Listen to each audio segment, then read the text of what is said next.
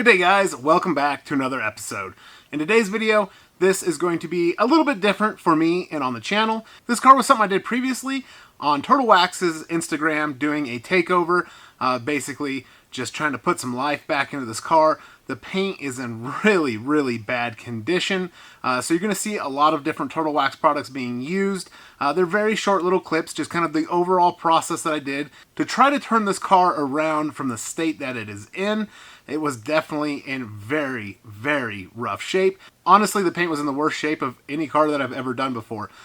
Is any of the processes or techniques that I did 100% correct or what you should or shouldn't do? Well, that is always all up to you, the detailer, doing it yourself.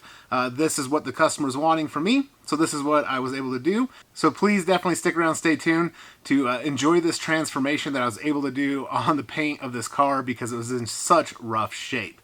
Before we get this kicked off, please remember, if you have not subscribed to the channel, please consider subscribing to the channel. Click the bell to turn on all post notifications so you don't miss a future upload. Also, smash that thumbs up and drop a comment down below.